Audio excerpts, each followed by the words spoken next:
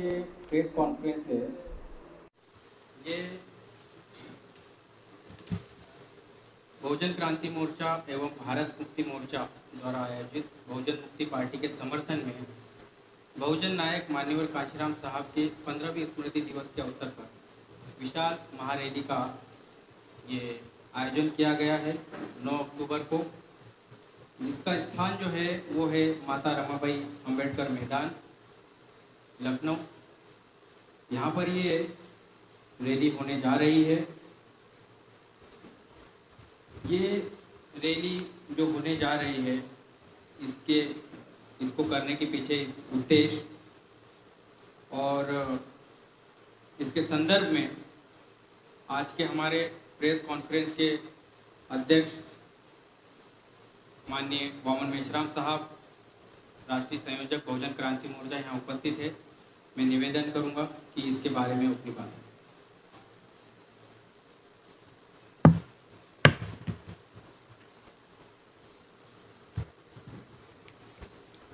पत्रकार बंधु, आज सोशल मीडिया के द्वारा खासतौर ये पत्रकार परिषद आयोजित की गई है और ये पत्रकार परिषद खासतौर पर 9 अक्टूबर को माननीय कांशीराम जी की 15वीं स्मृति दिन के मौके पर एक विशाल महारैली का आयोजन किया गया है रमाबाई मैदान के अंदर। तो ये रैली का मुख्य मकसद ये है कि बहुजन क्रांति मोर्चा और भारत मुक्ति मोर्चा ये जो गैर राजनीतिक संगठन है, आंदोलन करने के लिए बनाए गए संगठन है,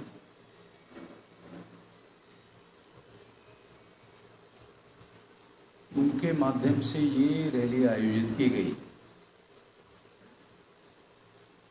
बहुजन क्रांति मोर्चा राजनीतिक संगठन नहीं है, भारत मुक्ति मोर्चा राजनीतिक संगठन नहीं है, मगर हम लोगों ने ये निर्णय किया कि 2022 के चुनाव में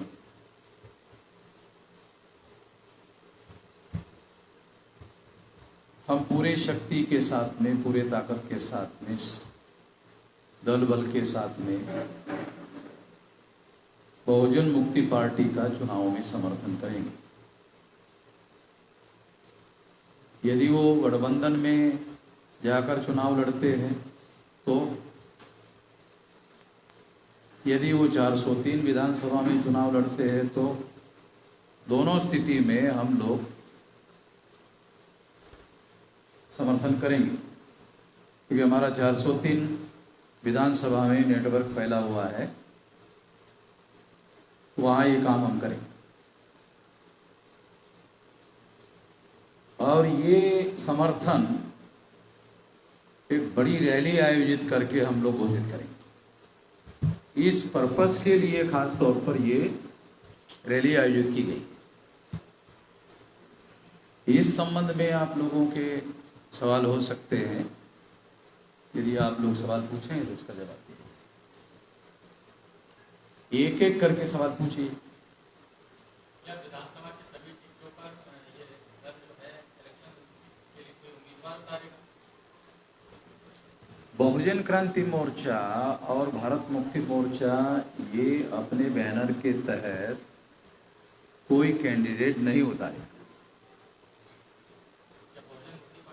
बहुजन मुक्ति पार्टी को हम लोग, यदि वो गठबंधन से चुनाव लड़ते हैं या 403 विधानसभा में लड़ते हैं, दोनों स्थिति में हम उनका समर्थन करेंगे। गठबंधन किससे करेंगे? हाँ, गठबंधन किससे करेंगे? यदि बहुजन मुक्ति पार्टी गठबंधन करती है तो हमें कोई ऑब्जेक्शन नहीं है। वो गठबंधन करके चुनाव लड़ती है तो भी समर्थन देंगे। अगर गठबंधन के बगैर चुनाव लड़ती है तो 403 विधानसभा में करेंगे।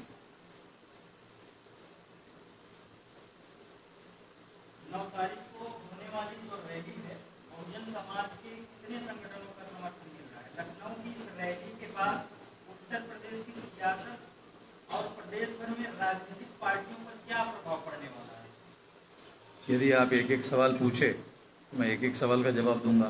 9 तारीख को जो रैली होने वाली है, हाँ, उस रैली में कितने संगठनों को का समर्थन मिला? ये इसमें बहुत सारे संगठनों के नाम लिखे हुए हैं,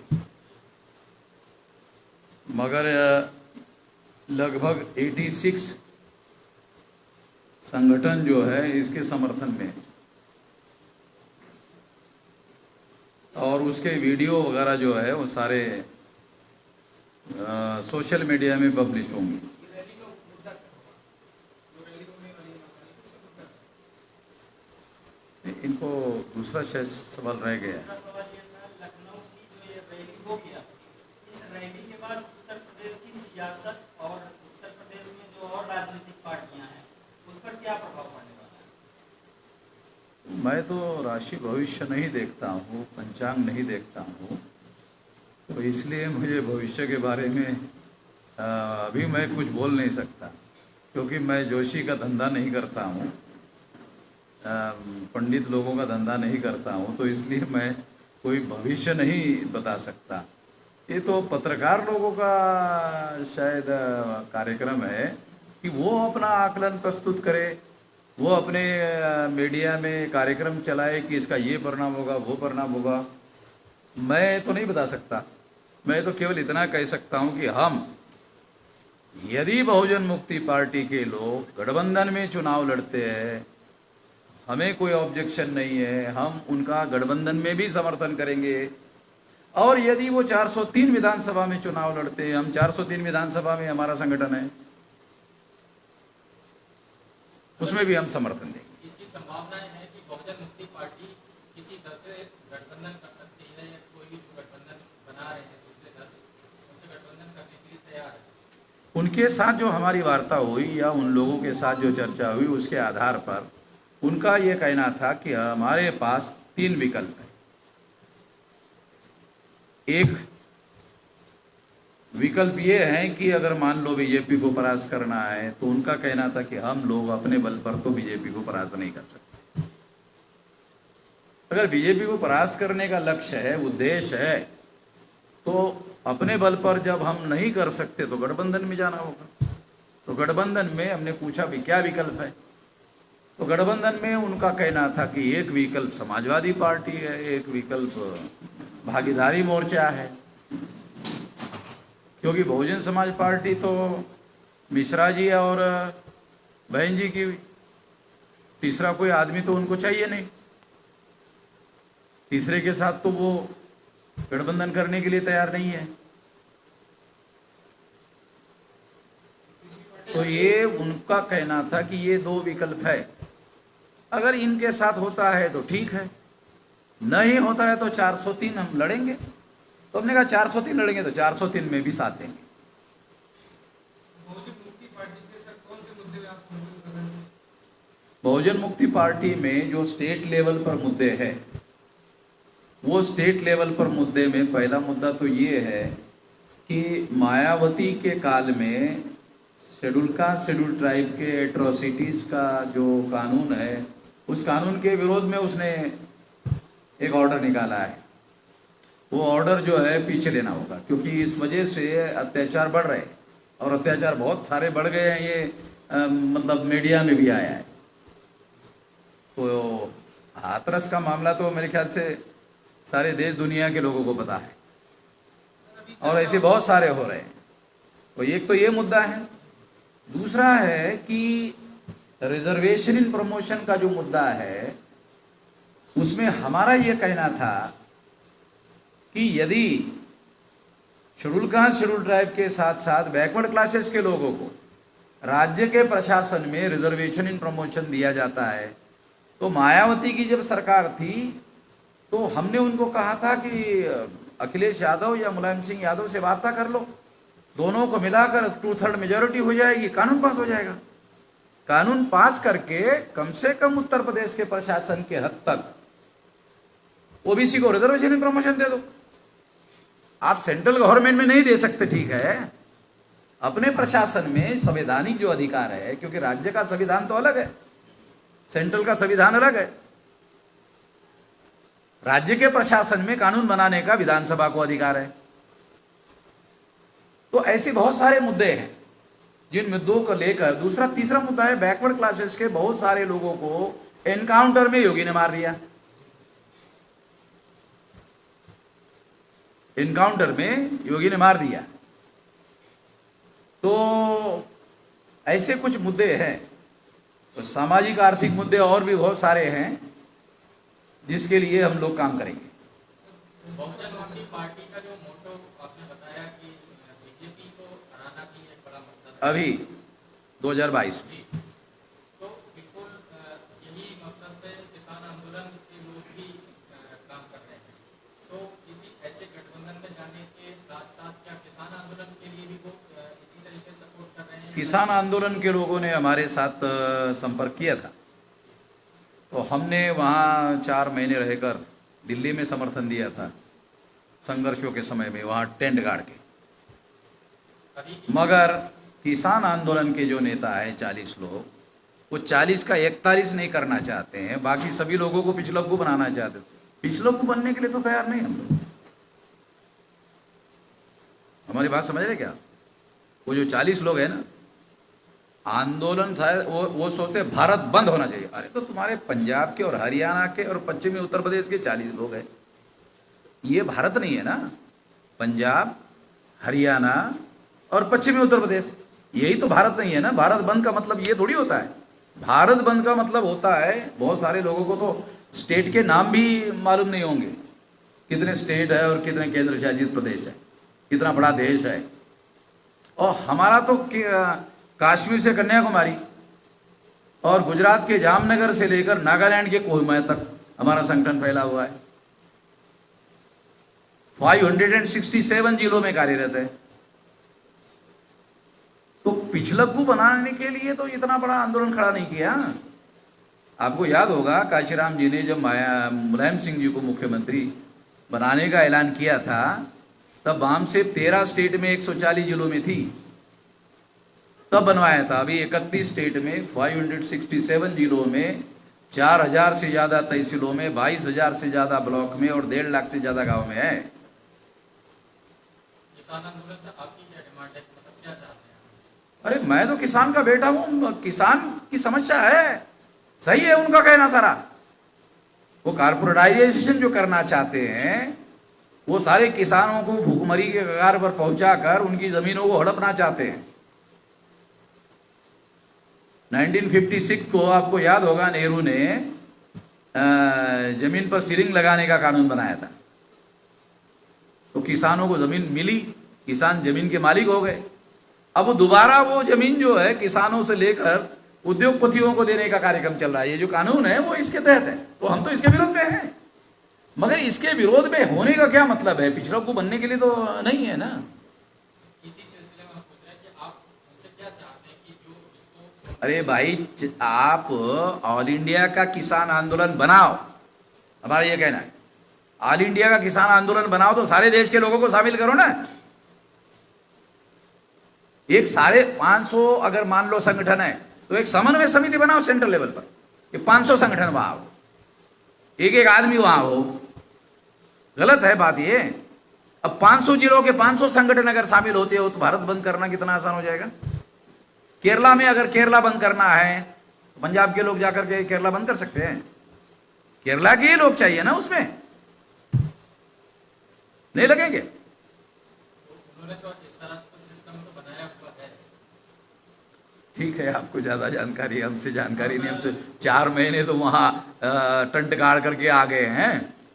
सर, मैं लोकतंत्र में जो चुनाव प्रणाली है, 2022 में चुनाव होने वाला है, उसमें तो वोट की ताकत है आम नागरिक के पास, उसको सुरक्षा कैसे प्रदान करेंगे? वोट की तो बेईमानी हो रही है। ईवीएम की लड़ाई मैं लड़ रहा हूँ। यार उनके पास है ईवीएम की लड़ाई मैं लड़ रहा हूँ। आपके जानकारी के लिए थोड़ा सा बता देना चाहता हूँ कि 24 अप्रैल 2017 को वोट की सुरक्षा करने के लिए, कि वोटों की चोरी नहीं होनी चाहिए, इसके लिए सुप्रीम कोर्ट में गया था। सुप्रीम कोर्ट ने मेरे केस में निर्णय दिया मेरे फेवर में, और कहा कि हर ईवीएम को पेपर टेल मशीन लगेगी। ईवीएम में गड़बड़ी होगी तो पेपर ट्रेल में गड़बड़ी पकड़ी जाएगी, क्योंकि वहां कागज के सबूत होते हैं और ईवीएम में इलेक्ट्रॉनिक रिकॉर्ड होता है। इलेक्ट्रॉनिक रिकॉर्ड में वोट किसी और के नाम पर ट्रांसफर किया जा सकता है और पेपर ट्रेल मशीन में कागज का एविडेंस रहता है। मान्यवर समझ रहे क्या हमारी बात? तो अगर कोई कैंडिडेट चुनाव हार जाए तो वो एक एप्लीकेशन कर सकता है जिलाधिकारी को कि हमें ये इलेक्ट्रॉनिक रिकॉर्ड का रिजल्ट मंजूर नहीं है, हमें पेपर ट्रेल मशीन के कागज की काउंटिंग होनी चाहिए। ये केस मैंने जीत लिया, मेरे केस की वजह से मान्यवर ऑल इंडिया में ईवीएम मशीन को पेपर ट्रेल लगा। आप पत्रकार हैं, आपके पास जानकारी है कि वामन मेश्राम की वजह से ऑल इंडिया में ईवीएम को पेपर ट्रेल लगा? अगर लगा है, अगर आपको मालूम होता तो आप मुझे ये सवाल नहीं पूछते। नहीं, मेरा कहने का मतलब तो आप समझ रहे कि नहीं? और पार्टियां हैं और लोग आ रहे हैं चुनाव में 2022 के, वो लोग सवाल नहीं कर रहे हैं। मायावती भी चुप है, मुलायम सिंह भी चुप है और तमाम पार्टी के लोग। अभी अखिलेश के तुमने तो कल बयान दिया था कि ईवीएम और डीएम ये भी कर सकते हैं,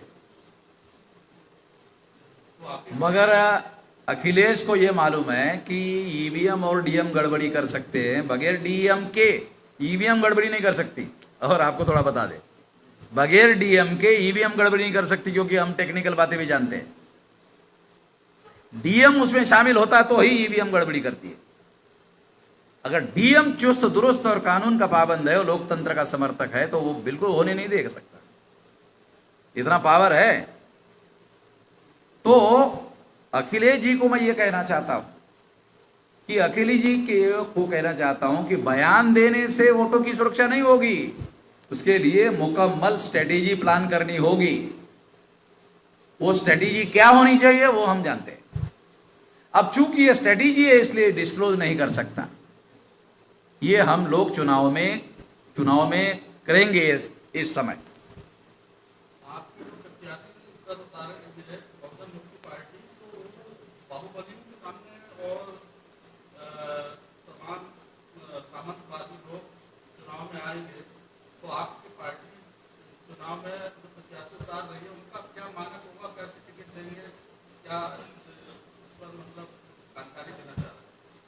देखिए, बाहुबली जो है तो बहुजन समाज पार्टी जब शुरू में बनी थी ना, उस समय भी तो बाहुबली थे। तो काशीराम जी ने तो जवाब दिया था ना, उस समय नहीं दिया था। और जब सरकार ज्वाइंट बनी थी और जब मायावती की सरकार बनी थी, तो आप तो यूपी के हैं कि बाहर के, तो बाहुबली कहाँ चले गए थे? नेपाल भाग गए थे कि नहीं? याद है कि नहीं आपको? मैं 93 से यूपी की राजनीति के बारीकियों को जानता हूं। आपकी सर पार्टी में मिशन और कैडराइट लोग होते हैं, हाँ, उनको वरीयता के आधार पर उनको चुनाव में लाएंगे या बाहर से प्रत्याशी जो आएंगे उनको वापस? देखो, हमारे संगठन के ही कार्यकर्ता जो है वो जो कैडराइज्ड है वही बहुत सारे लोग हैं। एक एक चुनाव क्षेत्र में 2-2, 3-3 लोग, 5-5 लोग जो कई जगह एप्लीकेशन कर रहे हैं। तो जो मजबूत होगा उसको ही देंगे ना। बीजेपी के पास हिंदुत्व की राजनीति, हाँ? बीजेपी के पास हिंदुत्व की राजनीति, ऐसे में आप मुकाबला कैसे करेंगे? बीजेपी या आरएसएस या विश्व हिंदू परिषद जिसको हिंदुत्व कहते हैं वो ब्राह्मणत्व है, और मीडिया वाले उसको हिंदुत्व प्रचार करते रहते हैं और ब्राह्मणों का बचाव करते रहते हैं। मैं मीडिया कर्मियों को ये अनुरोध करता हूं कि वो हिंदुत्व को ब्राह्मणत्व लिखना शुरू करे, क्योंकि हिंदुत्व ने भारत में ब्राह्मणवाद मजबूत किया, ब्राह्मणों का डोमिनेशन मजबूत किया, ब्राह्मणों का राज मजबूत किया। तो प्रचार के लिए हिंदुत्व शब्द लाया गया है, वास्तविक तत्व तो ब्राह्मणत्व है। ब्राह्मण मजबूत हुआ। क्या लगता है यूपी में AIM-IM की एंट्री से बीजेपी मजबूत होगी या उससे एक फायदा हुआ उन लोगों का हिंदू मुसलमान करने के लिए। हिंदू मुसलमान, हिंदू मुसलमान, हिंदू मुसलमान, हिंदू मुसलमान। तो जो SC ST OBC के लोग तो जाहिल लोग हैं ना, जाहिल समझते हैं हैं? हिंदी में जिसको अनपढ़ कहते हैं, तो वो मुसलमानों की टर्मिनोलॉजी में उसको जाहिल बोलते हैं। तो SC ST OBC जाहिल लोग हैं। तो जाहिल लोगों को हिंदू तो क्या है ये कुछ समझ में नहीं आता। उनको तो लगता है अरे ये तो धार्मिक पार्टी है, बहुत अच्छी लोग है, सज्जनों की पार्टी है, धार्मिक। ये तो धार्मिक लोग नहीं है, हजारों साल से धार्मिक लोग है। जिसने सम्राट बृहदत्त मौर्य की हत्या की पुष्यमित्र शुंग ने, धार्मिक लोग है ये। हमारे मूल निवासियों का साम्राज्य था, मौर्य साम्राज्य था, वो मूल निवासियों का साम्राज्य था। उसका आखिरी सम्राट जो है पुष्यमित्र शुंग जो है ब्राह्मण, उसने सम्राट बृहदत्त मौर्य की हत्या की। आपका कहना है कि ब्राह्मणत्व की बात को आप कह रहे हैं कि वो लिखा जाना चाहिए, बोला जाना चाहिए हिंदुत्व की जगह। अब बहुजन मुक्ति पार्टी अगर किसी और से गठबंधन करती है, जिससे भी करती है, समाजवादी पार्टी या कोई भी अन्य दल, तो क्या आपको लगता है कि उनके अंदर ब्राह्मणवाद नहीं है? खुद अखिलेश यादव जो खुद परशुराम की मूर्ति लगाना, कुंभ स्नान और विश्वकर्मा जयंती, ये सारी चीजों को वो प्रश्रय दे रहे हैं, लगातार उनका ट्विटर हैंडल पे भी दिखाई देता है। तो ऐसे में उनके अंदर वो तो बेसिकली ओबीसी के बीच के ही दल है, तो उनके बीच जो ये ब्राह्मणवाद है, इससे कैसे तालमेल बैठे? अब ये सवाल मान लो अखिलेश जी ऐसा कर रहे हैं, तो ये सवाल अखिलेश जी को पूछने वाला नहीं है क्या? आप अखिलेश जी ऐसा कर रहे हैं वो सवाल मुझे पूछ रहे हैं। आप ये पूछ सकते हैं, आपसे इसलिए पूछ रहे हैं क्योंकि इसकी संभावनाएं देखी जा रही है कि वो बीजेपी को परास्त करने के लिए एक दल अपना उसका भी एक उद्देश्य है और आप भी चाहते हैं, बहुजन मुक्ति पार्टी भी चाहती है, और इस बेस पे गठबंधन हो सकता है, ऐसी संभावनाएं देखी हमारे पास रिसर्च का डाटा अवेलेबल है। जब अखिलेश जी की सरकार आई थी तब भी 57% ब्राह्मणों ने बीजेपी को वोट दिया। 7% वोट है ब्राह्मणों के, 52% से ज्यादा है ओबीसी की। यूपी के आंकड़े बता रहा हूं, 7% है ब्राह्मणों के और 52% तो ऑल इंडिया का परसेंटेज है ओबीसी का। उत्तर प्रदेश का कम ज्यादा हो सकता है, मगर ब्राह्मणों से तो ज्यादा ही है।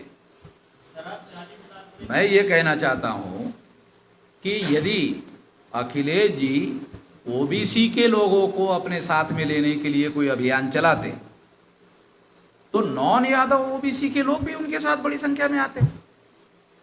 ये तो जो टोटल 17% है उसका 57% वोट जो है बीजेपी को पड़ा था जब अखिलेश जी की सरकार बनी थी।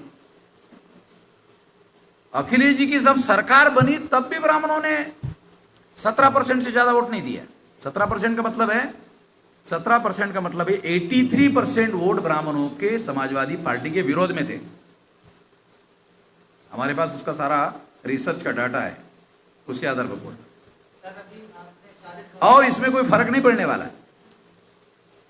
सर अभी आप 40 वर्षों से ब्राह्मण विदेशी कहकर चिल्ला रहे हैं, परंतु हाल ही में छत्तीसगढ़ के मुख्यमंत्री के पिता माननीय कुमार बघेल जी ने जैसे ही ब्राह्मण विदेशी कहा उन्हें जेल में डाल दिया, ऐसा क्यों? देखो ऐसा है,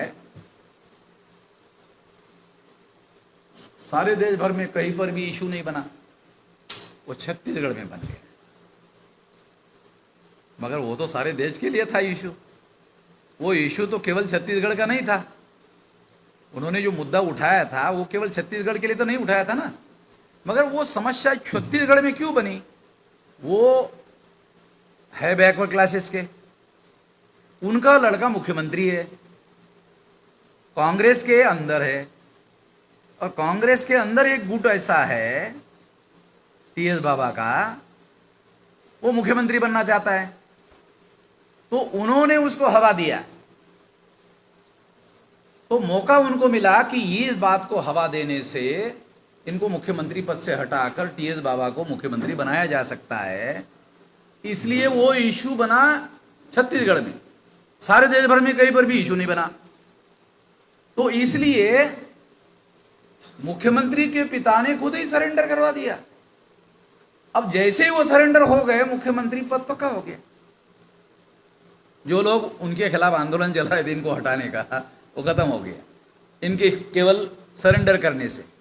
और 4-5 दिन रहकर फिर वापस आ गए। मुझे टेलीफोन आया कि मैं यूपी में दोबारा आना चाहता हूं। मैं आ जाओ, आपका स्वागत है। अगला सवाल सर मीडिया को लेकर है। हाँ, 2014 में जब चुनाव था तो बीजेपी को मजबूत करने के लिए और उसको प्रोजेक्ट करने के लिए जो इलेक्ट्रॉनिक मीडिया और प्रिंट मीडिया, खबर और टीवी चैनल में सारे अखबार में उन्होंने सिर्फ मोदी जी के बारे में बातें। और 2022 में विधानसभा का चुनाव है और योगी के बारे में भी अभी एक्सप्रेस में खबर छपी थी कि योगी के नेतृत्व में उत्तर प्रदेश का मतलब कि बढ़ाया जा रहा है, जबकि वो उस एक्सप्रेस के फ्रंट पेज पे कलकत्ता के ओवरब्रिज का तस्वीर छापा गया था, अमेरिका की फैक्ट्री का तस्वीर छापा गया था। यानी कि दूसरे देशों के विकास को भारत का विकास बनाकर दिखाकर प्रोजेक्ट किया जा रहा है। इस पर आप क्या कहें? देखो, मूलतः भारत के विकास के एजेंडे से मैं सहमत नहीं। मैं ये सहमत ना हूं, इसके लिए कारण बताता हूं। और शायद भारत में पहली बार कोई आदमी जो है कि विकास के विरोध में बात कर रहा है, ऐसा सुनने को मिलेगा। तो उसका कारण बताता हूं। 1945 में बाबा साहब आम्बेडकर ने what Gandhi and Congress have done to untouchable नाम का किताब लिखा।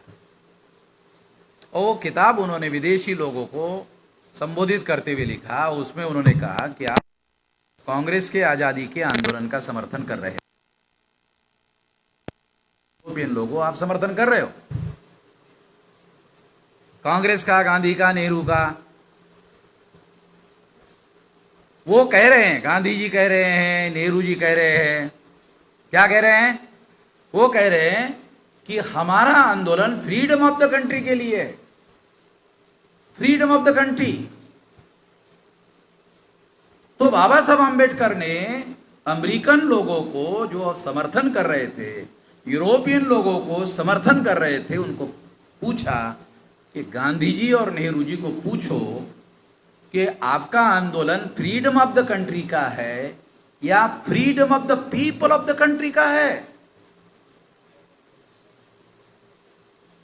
तो उन्होंने तो पूछा नहीं।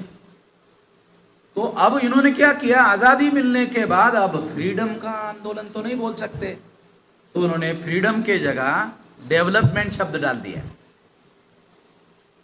फ्रीडम ऑफ द कंट्री के बजाय डेवलपमेंट ऑफ द कंट्री। अच्छा, अंडर डेवलपमेंट कौन है? SC, ST, OBC, minority. उनको डेवलपमेंट कहने से क्या लगता? हमारा होगा डेवलपमेंट, क्योंकि वो अंडर डेवलप है। जो अंडर डेवलप है उनको लगता है हमारा डेवलपमेंट हो जाएगा, ये डेवलपमेंट का जो एजेंडा है, ये डेवलपमेंट होगा तो हमको फायदा होगा। अब आप बताओ, 4 लेन, 6 लेन, 8 लेन अगर रोड बन गया, मान लो योगी के राज में या मोदी के राज में बन गया, तो उसमें लिखा होता है इस पर साइकिल नहीं चला सकते, इस पर मोटरसाइकिल नहीं चला सकते, इस पर बैलगाड़ी नहीं चला सकते। तो साला तुम बना रहे हो, उस बनाने में टैक्स का पैसा खर्चा कर रहे हो। हम गरीब से गरीब आदमी भी टैक्स दे रहा है। गरीब आदमी टैक्स कैसे देता है? गरीब आदमी टैक्स देता है, नमक खाता है ना। टाटा को, अंबानी को, बिरला को पूछो, तो डॉक्टर उनको सलाह देते हैं थोड़ा नमक कम खाना। क्यों? पैसे की थोड़ी कमी है हमारे पास, कम खाने के लिए बोल रहे। नहीं नहीं नहीं, पैसे का मुद्दा नहीं है। तुम क्यों कह रहे हो? नमक ज़्यादा खाने से ब्लड प्रेशर बढ़ता है, इसलिए कम खाने के लिए बोल रहे। और गरीब आदमी के पास, गरीब आदमी के पास जब सब्जी नहीं होगी तो नमक के साथ रोटी खाता कि नहीं? हम तो देहाती लोग हैं ना, हमको तो अनुभव है ना नमक के साथ रोटी खाने का। तो नमक के साथ जो आदमी रोटी खाता है वो ज़्यादा नमक खा लेता है, तो उसका ब्लड प्रेशर क्यों नहीं बढ़ता? नमक तो वही है, वो इसलिए नमक से ब्लड प्रेशर नहीं बढ़ता गरीब का। ब्लड हो तब तो प्रेशर, वो साला ब्लड ही नहीं, साला प्रेशर कहां से होगा? गरीब के शरीर में ब्लड ही नहीं, साला प्रेशर कहां से होगा? है? अब जो बात मैं समझाना चाहता हूं, सुन लीजिए, बहुत इंपॉर्टेंट बात है। हम लोग डेवलपमेंट ऑफ द कंट्री जो स्लोगन है कांग्रेस का और बीजेपी का, इसके विरोधी है। हम development of the people of the country के समर्थक है। ये डेवलपमेंट में फंडामेंटल चेंज होना चाहिए। और इसके लिए क्या होना चाहिए? Development of the people of the country में क्या होना चाहिए? पहले साधारण लोगों को क्या चाहिए? रोटी चाहिए भरपेट, कपड़ा चाहिए, घर चाहिए। दुनिया भरेगा सारा development development development development development. इनको 83 करोड़ लोग भूखमरी या अर्ध भूखमरी में जी रहे। ओवर ब्रिज बन रहा कि नहीं? मेट्रो आ रहा है कि नहीं? अब वो गरीब आदमी जो भरपेट खाना नहीं का मेट्रो में बैठेगा? बैठेगा क्या? तो डेवलपमेंट का वो स्लोगन होना चाहिए जिससे आम आदमी के डेवलपमेंट का कार्यक्रम होना चाहिए। अब देखो, आपको टेस्ट के लिए बताता हूं, एग्जाम्पल के लिए बताता हूं। जब कोविड की महामारी आई तो हॉस्पिटल में जगह मिल रही थी? नहीं मिल रही थी। क्यों? प्राइवेटाइजेशन में हॉस्पिटल का भी प्राइवेटाइजेशन शुरू कर दिया। प्राइवेटाइजेशन होने की वजह से गवर्नमेंट फैसिलिटी खत्म हो गई, इसलिए बेड की संख्या घट गई। तो बेड की संख्या घटने की वजह से लोगों को एडमिशन नहीं मिल रहा था, इस वजह से लोग मरे। अच्छा, मरे कहां? हॉस्पिटल के बाहर, गेट के बाहर मरे, एडमिशन ही नहीं हुआ। अब उनको हॉस्पिटल में एडमिशन ही नहीं हुआ तो रिकॉर्ड में मरने वालों का आंकड़ा कैसे आएगा पत्रकार जी? अल्लाह, अंदर मरेगा तब तो डाटा आएगा। जब वो हॉस्पिटल के बाहर मरेगा तो वो तो आदमी उसको जलाने के लिए लेके जाएगा, उसका रिकॉर्ड आएगा क्या? तो सरकार ने डाटा हॉस्पिटल का बताया नहीं, एक भी नहीं मरा। अरे बराबर है भाई, एक भी नहीं मरा होगा, तुमने एडमिशन ही नहीं दिला। तो रोटी, कपड़ा और मकान ये सुनिश्चित होना चाहिए डेवलपमेंट में आम आदमी के लिए। दूसरा, और क्या होना चाहिए आगे? शिक्षा, स्वास्थ्य, रोजगार। आम आदमी के डेवलपमेंट का बता रहा हूं, क्या होना चाहिए? मेट्रो, ये वो। अरे मगर आम आदमी को ये रोटी, कपड़ा और मकान, शिक्षा, स्वास्थ्य और रोजगार। हमारे लोग, कोई आदमी मुझे बताओ देश में जो मेहनत करने के लिए डरता है? हाँ भाई पत्रकार जी, हमारे आदमी मेहनत करने के लिए डर रहे हैं कि भाई मेहनत के बगैर हमको खाना दो। बोला हमारे लोग? नहीं, वो बोलते उनको काम चाहिए, हम काम करेंगे और काम से जो पैसा मिलेगा वो खाएंगे। तो डेवलपमेंट में इतनी चीजें, मिनिमम बताया ना मैं, ये मिनिमम। एक बात आपसे जानना चाहते हैं जी, वाम सेफ का एक चरण होता जो मानव काशीराम जी के समय में जो हुआ, और उस आंदोलन की बदौलत जो है पहले बीएसपी का के साथ में एक जॉइंट गवर्नमेंट बनी, फिर उसके बाद बीएसपी ने अपनी फुल फ्लैश गवर्नमेंट बनी। वो उसका नतीजा जो परिणाम अब हम देख रहे हैं वो काफी दुखद है, जो अभी हो रही है। ये एक दूसरा पेज है जो आपके नेतृत्व में आगे बढ़ा है। अब एक नए सिरे से कुछ पार्टी खड़ी करने की और आगे सरकार बनाने की तमाम बातचीत चल रही है। इसमें और उस वाली योजना में क्या फर्क है जो कि अब आगे ऐसे नतीजे नहीं मिलेंगे? बहुजन समाज पार्टी बहुजन समाज को ब्राह्मणवाद से, ब्राह्मणशाही से मुक्त करने के लिए बनाया गया था। मगर बहन जी ने वो उसी को फिर गुलाम बनाने का कार्यक्रम शुरू कर दिया। इसलिए बहुजन मुक्ति पार्टी के लोगों ने मुझे बताया कि बहन जी ने गुलाम बनाने का कार्यक्रम शुरू कर दिया बहुजनों को, इसलिए बहुजनों को मुक्त करने के लिए मुक्ति करने वाली पार्टी बनाई। ये शब्द में ही उसकी भिन्नता स्पष्ट है। केवल ब्राह्मणों से ही मुक्त नहीं करना है, बहन जी से भी मुक्त करना है। बहुजन समाज पार्टी नारा लगा रही है, बहुजन हिताय बहुजन सुखाय। भाजपा लगा रही है सबका साथ सबका विकास। इस पर आप क्या कहेंगे, ये कैसा नारा है, इनका घोषणा है या इसमें आप इस पर को आपकी क्या सोच है? आप यूपी में रहे नहीं रहे क्या? अभी बहुजन समाज पार्टी का बहुजनों का साथ, बहुजनों का विकास नहीं रहा। सर्वजन हिताय, सर्वजन सुखाय, ये तो दुनिया में बुद्ध ने बहुजन हिताय बहुजन सुखाय का नारा लगाया था। ऐसा नारा तो बुद्ध ने भी नहीं लगाया। बुद्ध जानते थे कि जिसका विकास हो गया उसका विकास करने की जरूरत नहीं है, इसलिए कहा बहुजन हिताय। बुद्ध ने ये नहीं कहा सर्वजन हिताय, बुद्ध ने क्या कहा? बहुजन हिताय। जिसका विकास हो गया है उसको माइनस करो, जिसका विकास नहीं हुआ है वो बहुसंख्य है, इसलिए बहुजन हिताय। मायावती बुद्ध से थोड़ा 1 इंच बड़ी है, ये अब क्या करे, वो बुद्ध से 1 इंच ज्यादा बड़ी तो नहीं बता सकता, 1 इंच बड़ी है, तो इसलिए उसने डाला का सर्वजन हिताय सर्वजन सुखाय। धन्यवाद। मेरा सवाल का जवाब पूरा नहीं है कि आपने कहा कि बहुजन समाज पार्टी ने जो कुछ भी किया उसको बहन जी ने उसमें बहुजन समुदाय को गुलाम बनाना शुरू कर दिया, लेकिन हम ये जानना चाहते हैं वो रणनीति, वो शिक्षा, वो तालीम, वो योजना, वो विचार दर्शन जिसके आधार पर बहुजन आंदोलन मानव काशीराम के समय में चला था, उसमें और अब में क्या फर्क है कि कोई एक व्यक्ति ने उस आंदोलन को खराब कर दिया क्या? अगर ऐसा है तो ये आगे भी कोई एक व्यक्ति कर सकता है खराब? आम आदमी जो है ना, आम आदमी, हमारे देश में आम आदमी की जो साइकी है, वो अनपढ़ है, गवार है, वो बहुत सारी बातें नहीं समझता है। अब राजनीति जो है वो आम आदमी को राजा बनाने की नीति है, ये आम आदमी समझता नहीं है। जिस दिन समझ जाएगा कि वोट जो है वो देने के लिए दिया हुआ अधिकार नहीं है, वोट जो है राजा बनाने के लिए दिया हुआ अधिकार नहीं है, बनाने के लिए, राजा बनने के लिए दिया हुआ है। तो आम आदमी क्या सोचता है मान्यवर? नहीं, बनाने के लिए अधिकार है, बनाने के लिए दिया हुआ मानता है, बनने के लिए दिया हुआ नहीं मानता।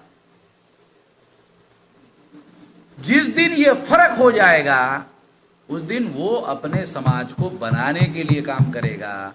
आम आदमी इस बात को अभी भी पूरी तरह से नहीं समझ रहा है, इसलिए इंडिविजुअल के झांसे में आता है, प्रभाव में आता है, और वो व्यक्ति जिसके प्रभाव में आता है वो व्यक्ति उसका अपने मकसद के लिए इस्तेमाल करता है।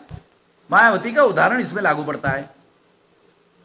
तो हम ये कह रहे हैं कि इस बात को ध्यान में रखते हुए इसमें एक मौलिक चेंज किया गया है। वो मौलिक चेंज क्या है? वो मौलिक चेंज जानना बहुत जरूरी है।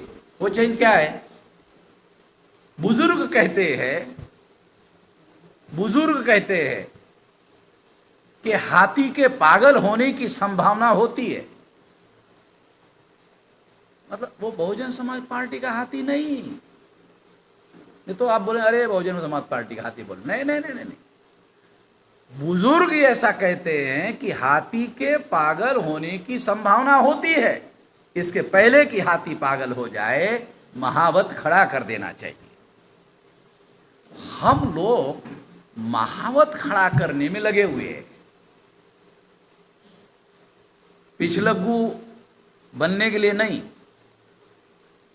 बहुत सारे लोग उस समय इन बातों को नहीं जानते थे, तो वो पिछलग्गू बनने का काम करते रहे बहन जी का, फिर उसके ही पिछवाड़े पे लात मार के भगा दिया। जितने भी पिछलग्गू थे ना मायावती के साथ में, वो उनको भी पिछवाड़े पे लात मारा मायावती ने। एक समय आया। अब ये जो है वाम से भारत मुक्ति मोर्चा, बहुजन क्रांति मोर्चा जो है, ये महावत खड़ा करने का कार्यक्रम है। अपने उद्देश्य और लक्ष्य को पूरा करने के लिए ये फर्क है। इसलिए हम क्या कह रहे हैं? हम बहुजन मुक्ति पार्टी को समर्थन बाहर से देंगे। फर्क समझ में आ रहा है?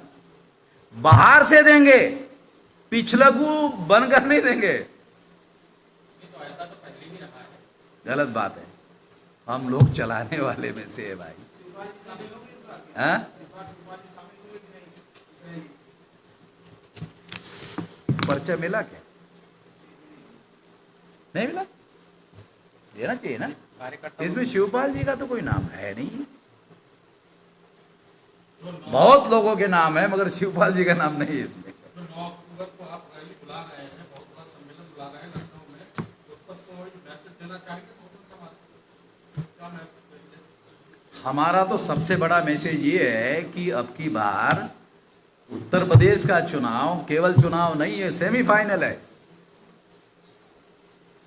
2022 सेमीफाइनल है, 2024 में फाइनल है। जो लोग सेमीफाइनल में हार या जीत जाएंगे वो लोग 2024 में हार या जीत जाएंगे, इतना इम्पोर्टेंट है। और इस बात को ध्यान में रखते हुए उत्तर प्रदेश का जो इलेक्टोरेट है, मतदाता है, उसको वोट करना चाहिए। जहां तक पंचायत राज में बीजेपी का एक जगह चौथा नंबर आया, एक जगह 5वां नंबर आया, एक जगह 6वां नंबर आया, एक जगह 7वां नंबर आया, तो पंचायत राज में तो लोगों ने बता दिया कि ये हमारे नंबर में शामिल बीजेपी नहीं है। मगर मेरा अभी आकलन ये है कि चुनाव तो बीजेपी जीतेगी, क्योंकि बीजेपी के विरोध में कांग्रेस, समाजवादी, बहुजन समाज पार्टी, भागीदारी मोर्चा, चार जगह हिस्सेदारी होगी। उधर तो एक ही हिस्सा है, ये 4 जगह वोट डिवाइड होगा। तो इसलिए ज्यादा संभावना है बीजेपी के ही चुनाव जीतने की, ज्यादा से ज्यादा। अखिलेश जी का ये कहना कि जनता ने फैसला कर लिया है बीजेपी को हरवाने का और समाजवादी को जितवाने का, अगर यही सोच उनका रहा तो रिजल्ट के दिन पश्चाताप करने का समय आएगा। अभी लिख लो, इसको रिकॉर्ड कर लो। हाँ, आप इसका मतलब तो ये हुआ कि अगर जो आपने जैसे कहा कि सेमीफाइनल में जो जीतेगा वही फाइनल में भी हाथबाजी मारेगा, तो अगर ये संभावना है कि भारतीय जनता पार्टी इस सेमीफाइनल में जीतने जा रही है तो 24 के चुनाव में भी वो फाइनल निश्चित रूप से यही मैं कहने जा रहा हूं। और ये समझदारों को इशारा है कि समझो, इसके लिए कह रहा हूं। अगर आप अपनी पिटाई करवाना चाहते हो, के लिए ये कौन से लेवल का मैच है, सेमीफाइनल, क्वार्टर फाइनल, फाइनल, किस तरह? नहीं, ये तो हम कह रहे हैं, हम तो बहुजन मुक्ति पार्टी के कोई अधिकारी नहीं है। हम कह रहे हैं बामसेफ की तरफ से, भारत मुक्ति मोर्चा की तरफ से, बहुजन क्रांति मोर्चा की तरफ से कि ये सेमीफाइनल है, और इसलिए हम उन लोगों को साथ देने के बारे में सोच रहे हैं जो लोग बीजेपी को परास्त करने के बारे में रणनीति बनाएंगे। इसलिए बहुजन मुक्ति पार्टी के लोगों ने कहा कि हमारा अपने बल पर बीजेपी को परास्त करना संभव नहीं है, तो हम गठबंधन में जाएंगे। कोई गठबंधन परास्त कर सकता है, नहीं कर सकता है, इसकी संभावनाओं पे कभी? गठबंधन के 2 नतीजे होंगे जो बहुत इंपॉर्टेंट है। वो क्या है? बहुत फंडामेंटल है। पहला, गठबंधन से बड़ा मैसेज जाएगा, विकल्प यही है, बीजेपी का विकल्प यही है। तो इसका असर क्या होगा मालूम है? इसका असर 19% मुसलमानों के ध्रुवीकरण पर होगा। बस यही डिसाइडिंग फैक्टर होगा। अभी क्या है? 4, कांग्रेस, समाजवादी, बहुजन समाज पार्टी, भागीदारी मोर्चा। अब कोई यूपी में विकल्प का मैसेज नहीं जाए। कोई उत्तर प्रदेश का इलेक्टोरेट ये नहीं मान रहा है कि विकल्प है, ये मान रहा है 4 जगह विभाजित है, विकल्प है नहीं। जैसे ही गठबंधन का मामला होगा, पहला इलेक्टोरेट को मैसेज, ये विकल्प है। दूसरा परिणाम क्या होगा? जो फ्लोटर वोट होता है ना, 10% फ्लोटर वोट, साला कौन जीतेगा भाई? हाँ, ये जीतेगा। तो वो साला बोला जीतने वालों के साथ, वो जो है उसकी है, जीतने वालों के साथ जाता है। तो 19 और 10, 29% वोट जो है जिसका विकल्प बनेगा उसके साथ जाएगा और उसके चुनाव जीतने के चांसेस ज्यादा से ज्यादा है।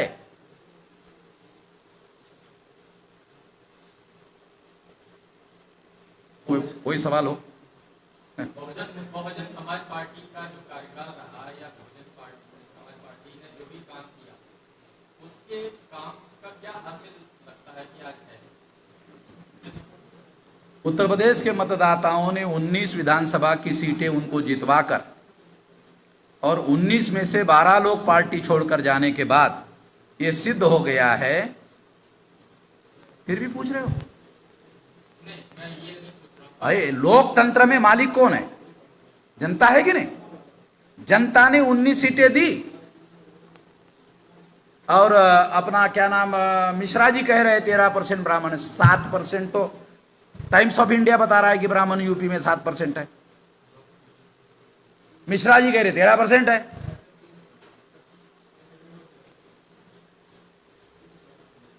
मेरा सवाल ये है कि बहुजन समाज पार्टी का जो कार्यकाल रहा है उसमें बहुजन समाज के खुद के एडवांसमेंट का क्या हासिल है, क्या हासिल लगता है? मतलब पार्टी की सरकार मायावती का एडवांसमेंट हुआ,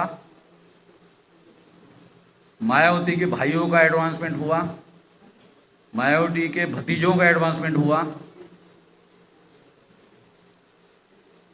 और बताने के लिए कुछ भी मुझे डाटा ही अवेलेबल नहीं कि कोई एडवांसमेंट हुआ समाज का। ऐसा कुछ बताने लायक नहीं है। बताने लायक क्या है? मायावती जो कर सकती थी वो भी नहीं किया। पहली बात, एट्रोसिटीज एक्ट के विरोध में ऑर्डर निकाला। नो रिजर्वेशन इन प्रमोशन के बारे में मिश्रा जी ने कहा, बहन जी अगर आप रिजर्वेशन इन प्रमोशन दे देती हो, जैसे सुप्रीम कोर्ट ने आपको कहा कि आप दे सकते हैं, सुप्रीम कोर्ट ने कहा स्टेट गवर्नमेंट चाहे तो रिजर्वेशन इन प्रमोशन दे सकता है, ऑर्डर है सुप्रीम कोर्ट का। मगर मायावती को भाई जी ने कहा सर्वजन नाराज हो जाएगा। सर्वजन समझ रहे ना कौन है? सर्वजन नाराज हो जाएगा।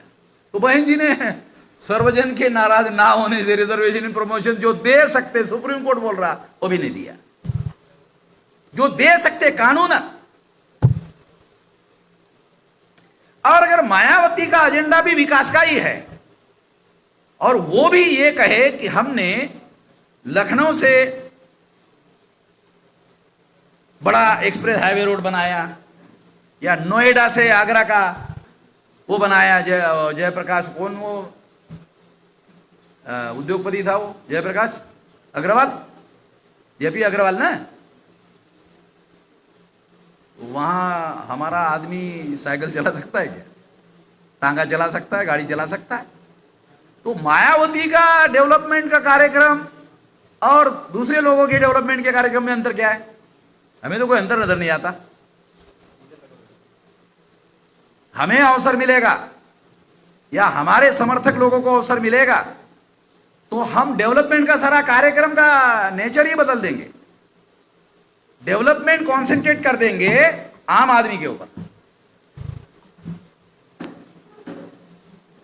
2022 का जो चुनाव विधानसभा का होगा उसमें जो बहुजन मुक्ति पार्टी अपने प्रत्याशियों को उतारेगी उसका चुनाव चिन्ह क्या होगा? अब उसका चुनाव चिन्ह मैं कैसे बता सकता हूं? उनके पास तो है ही नहीं, ऐसा बता रहे थे। उनके पास चुनाव चिन्ह है नहीं, था उनके पास था खटिया है। अब वो चुनाव आयोग बोलता है कि अब तो खटिया ओपन हो गया, मगर पिछले विधानसभा में फिर भी 90% लोगों को खटिया ही दिया था। तो इस बार 2022 में जो पूर्ण बहुमत की किसी की भी सरकार बनने जा रही है उसमें आप क्या कहेंगे? काशीनाथ मिले तो हमेशा लंगड़ी सरकार उत्तर प्रदेश में कोशिश की कि कोई एक सेंटर में आप बात को थोड़ा घुमाइए मत। सेंटर में हम इधर ही है 92 से, हाँ, इधर ही है हम। वो सेंटर में लंगड़ी सरकार चाहिए। सेंटर में भी उत्तर प्रदेश में अपनी सरकार लंगड़ी कैसे रखेंगे? आपकी सरकार आ रही है, हाँ, आप सरकार बनाने जा रहे हैं। हम तो पार्टी ही नहीं है हमारे पास तो सरकार का। हम समर्थन देंगे। बहुजन पार्टी को आप किस तरीके से देख रहे हैं, क्या किस तरीके से वो चुनाव लड़े? देखो, गठबंधन के स्थिति में हालात उत्तर प्रदेश के बदल सकते हैं। गठबंधन के स्थिति में हालात बदल सकते हैं, मगर एक और खतरा है समाजवादी पार्टी के सामने। पोस्ट इलेक्शन स्ट्रेटेजी अभी समाजवादी पार्टी के पास नहीं है। बिफोर इलेक्शन स्ट्रेटेजी भी पर्याप्त नहीं है। पोस्ट इलेक्शन में बीजेपी को बहुमत नहीं मिला तो बहन जी को मुख्यमंत्री बना देंगे। ये खतरा अभी भी समाजवादी पार्टी के लोगों को ध्यान में नहीं आ रहा है। मायावती को कोई एतराज ही नहीं है अगर बीजेपी उसको मुख्यमंत्री बना दे। ये कोई नई कहानी तो बता नहीं रहा हूं मैं। अगर मायावती सेंटर में बीजेपी को समर्थन दे दे तो बीजेपी को यूपी में समर्थन देने के लिए क्या ऐतराज है समाजवादी के बजाय? मान्यवर समझ रहे क्या? तो समाजवादी पार्टी के पास अभी तक एडेक्वेट स्ट्रेटेजी नहीं है। Before election and after election, post election, दो स्ट्रेटेजी प्लान करना पड़ेगा समाजवादी पार्टी को।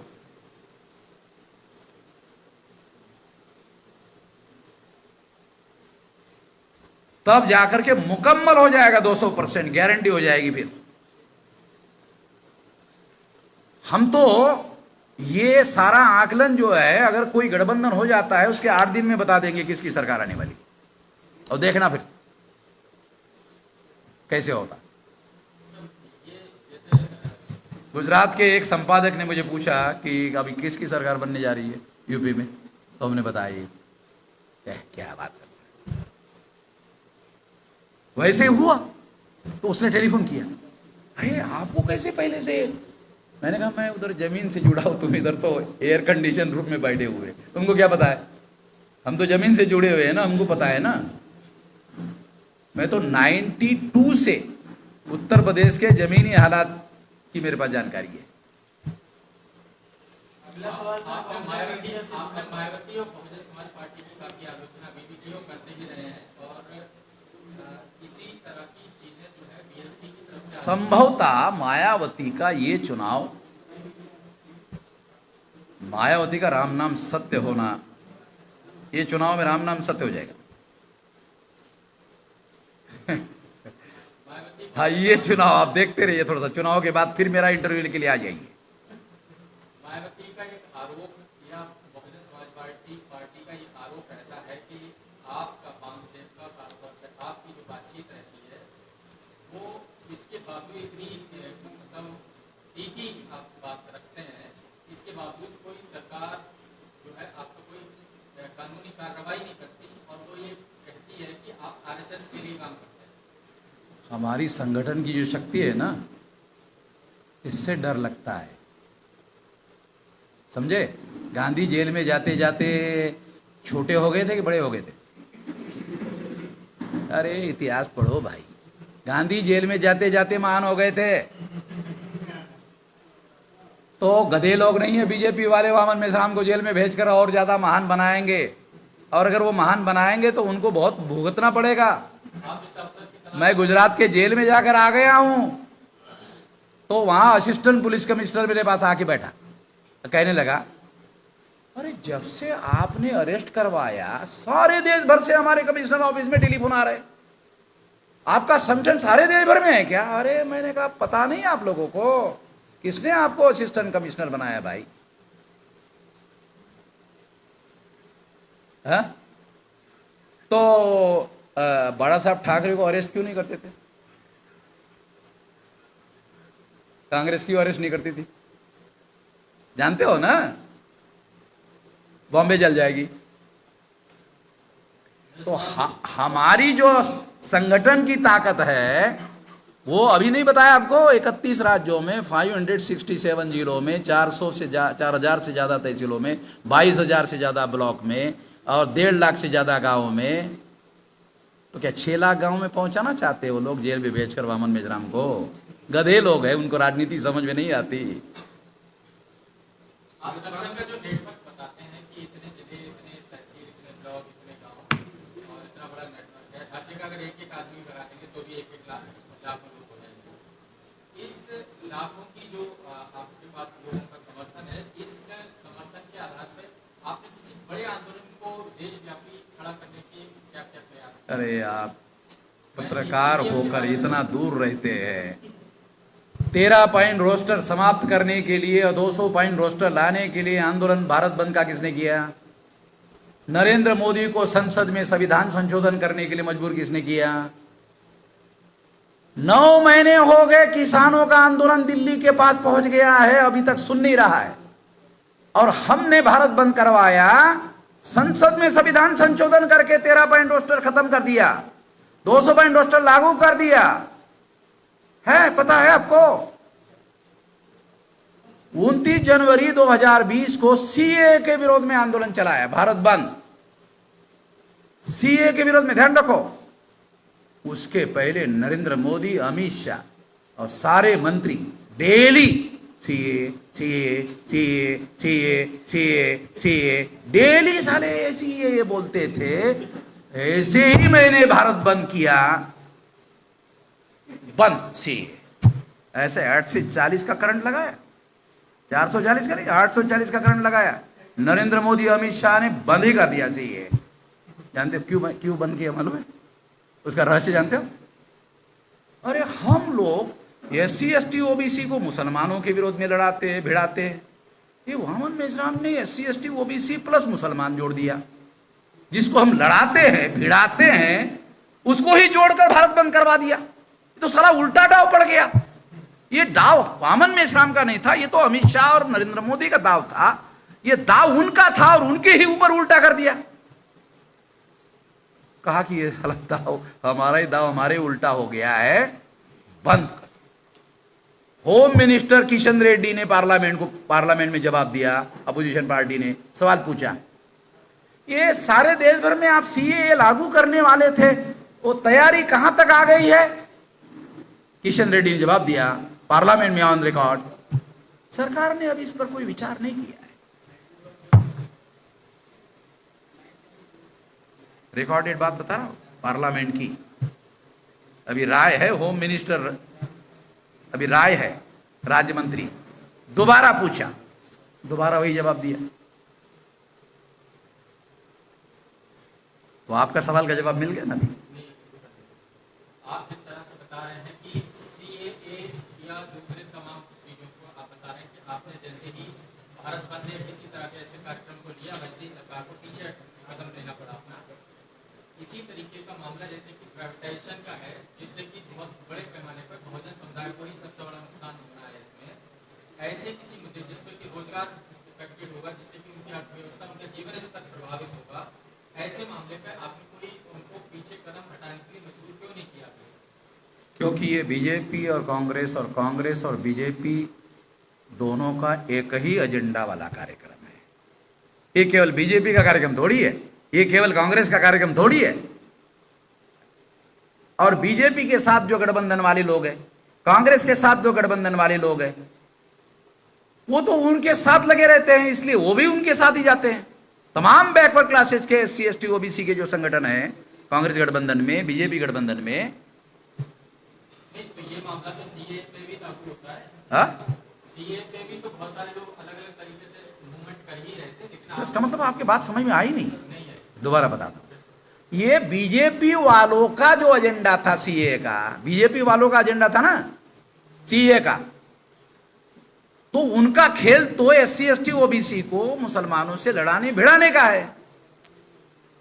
मगर जब उन्होंने देखा कि ये वामन मेश्राम ने SC ST OBC प्लस मुसलमान इकट्ठा कर लिया सीए, तो इस सीए एक ऐसा मुद्दा हो गया जिस मुद्दे पर SC ST OBC के साथ मुसलमान जुड़ सकता है।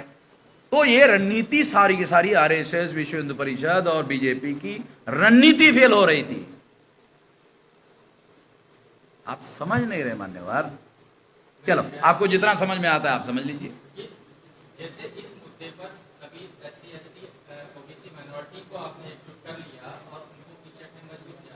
मैं यही कह रहा हूँ कि क्या यही फॉर्मूला बाकी मुद्दों पर लागू हो क्यों नहीं हो पाता है, जैसे कि प्राइवेटाइजेशन का मुद्दा है, कृषि कानूनों का मुद्दा है, और लेकिन दो प्रमुख चीजें तो है। देखो, हम आप है पत्रकार, हम है संगठनकर्ता और नेतृत्वकर्ता, तो हमें समझ में आता है कौन सा मुद्दा उठाने से क्या हो सकता है। तो आप अपना काम करिए, हमको अपना काम करने दीजिए। हाँ, तो इसीलिए तो हम भी आपको जवाब दे रहे हैं। हम आपको जवाब नहीं दे रहे, ऐसी थोड़ी बात कर रहे हैं। हम कहाँ कह रहे हैं कि आपको सवाल पूछने का अधिकार नहीं है। हम ये कह रहे हैं कि आपको सवाल पूछना है, मगर फैसला कौन से मुद्दों पर आंदोलन करना है वो तो हमारा मामला है ना।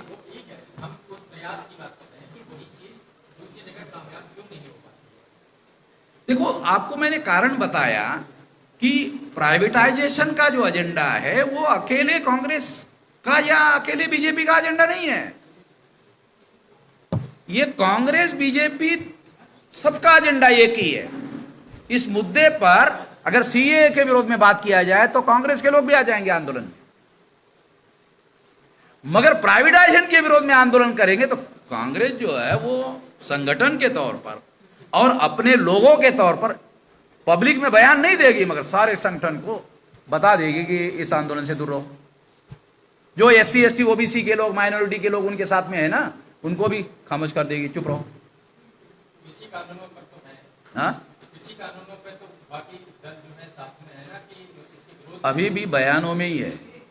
जब अगर सरकार आएगी ना, कल मान लो कांग्रेस की सरकार आ गई, कांग्रेस की सरकार आने के बाद में जो उद्योगपति उनको चुनाव में चंदा देंगे वो लोग चुप हो जाएंगे और चंदा दिए बगैर ये चुनाव जीत पाएंगे। कांग्रेस के पिछले चुनाव मैनिफेस्टो को स्टडी किया, वो भी यही कह रहे। अच्छा, जब ये कानून पास हो गया मान्यवर पार्लियामेंट में, तो नरेंद्र मोदी का भाषण सुना आपने? अरे आप भरी सभा में पार्लियामेंट के अंदर, अरे आप लोग जो लागू करने की कोशिश कर रहे पिछले कई सालों से, आप लागू नहीं कर पाए, हमने लागू कर दिया। अरे कुछ नहीं तो धन्यवाद तो कहो।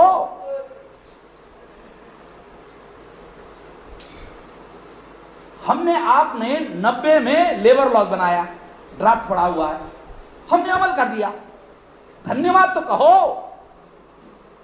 विरोध कर रहे हो, आप ही का पार्लियामेंट में रखा हुआ ड्राफ्ट जो है हमने अमल करवा दिया।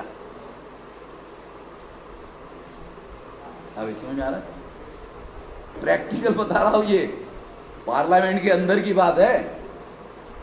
पत्रकारों को ये बारीकियों को ज्यादा ध्यान देना जरूरी होता है, मुझे ध्यान देना पड़ रहा है। इश्यू तो रेज करने पड़ते हैं ना।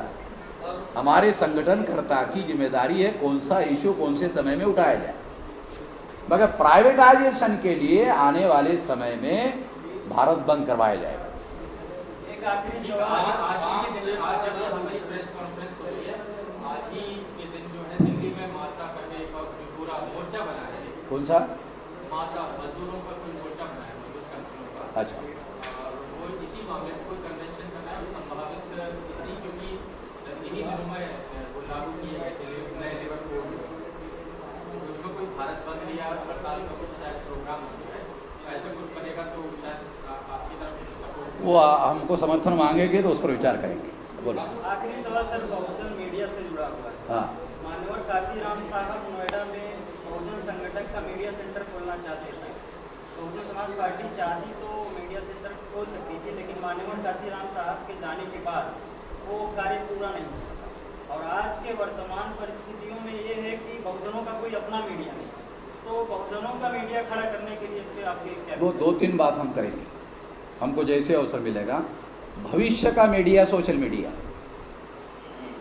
अभी वो ये जो प्रिंट मीडिया है, ये जो चैनल वाला मीडिया है, इलेक्ट्रॉनिक मीडिया, ये अभी भविष्य का मीडिया नहीं है। भविष्य का मीडिया सोशल मीडिया है। तो सोशल मीडिया को आने वाले समय में सबसे ज़्यादा ताकतवर बनाने की दृष्टि से क्या किया जा सकता है, उस पर हम काम करेंगे, एक बात। दूसरा, इसका राष्ट्रीय स्तर पर संगठन बनाएंगे, क्योंकि हमने ये देखा कि इसमें 90% जो सोशल मीडिया में काम करने वाले जो मीडिया कर्मी हैं वो SC ST OBC माइनॉरिटी के लोग हैं, क्योंकि यहाँ बहुत ज़्यादा साधन संसाधन की ज़रूरत नहीं है। दूसरा, तीसरा, इनके ऊपर भी आने वाले समय में अन्याय बढ़ने वाला है स्टेट का। State mean central government, state government, police वालों का अत्याचार बढ़ेगा आने वाले समय में। तो इसलिए ये 3 मुद्दे रहेंगे जिसको आधार बनाकर हम बड़ा स्ट्रेटेजी प्लान करेंगे। काशीराम साहब के बाद वाम से जो भारत में है उसके उनके बाद में आप आए हैं बड़े लीडर के रूप में उभर के वाम से, जहाँ भी देखो मेरे सामने वाम से। मैं ये चाहता हूँ, उनसे चाहता हूँ कि आप वाम से को क्या मैसेज देना चाहते हैं? बामसेब हमारा संगठन है, बामसेब को कोई मैसेज देने की जरूरत नहीं, मैं डेली उनसे बात करते रहता हूँ। धन्यवाद। सभी पत्रकार बंधुओं का बहुत बहुत धन्यवाद। अभी ये कॉन्फ्रेंस यहीं पर समाप्त होती है। धन्यवाद।